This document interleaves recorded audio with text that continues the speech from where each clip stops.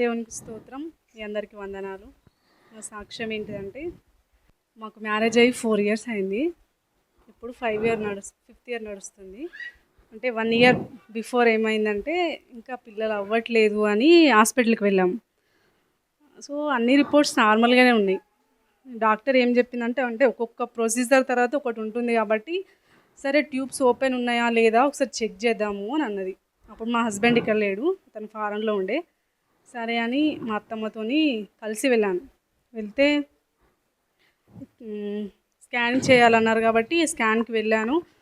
వెళ్తే next day ఏమైందంటే, ఆ రిపోర్ట్స్ తీసుకుని డాక్టర్ దగ్గరికి వెళ్ళినప్పుడు 2 ట్యూబ్స్ క్లోజ్ అయి ఉన్నాయమ్మా, నీకు అసలు కలగడం అయితే కష్టము, మళ్ళీ దాన్ని సర్జరీ చేయాలి, చేసిన తర్వాత కూడా 95% 90% మాత్రమే నీకు ఛాన్స్ ఉంటుంది, అంతకు మించి అయితే నీకు ఉండదు అని చెప్పింది.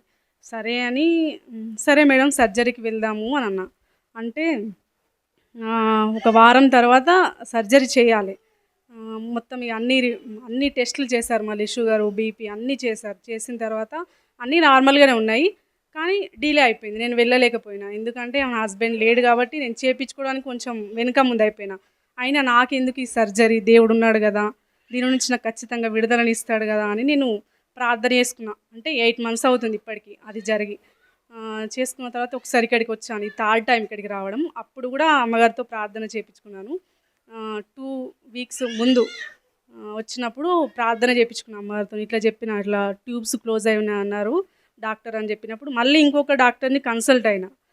సరే సెకండ్ ఒపీనియన్ కూడా ఉండాలి కదా, మరి ఆ డాక్టర్ ఏమంటుంది అని వెళ్ళినప్పుడు, సరే అమ్మ మళ్ళీ ఒకసారి మనం ట్యూబ్ ఎలా ఉంది అనేది చెక్ చేద్దాము అని ఆమెనే, ఆ డాక్టరే స్కాన్ చేసినప్పుడు వెంటనే వాళ్ళకి తెలిసిపోతుంది.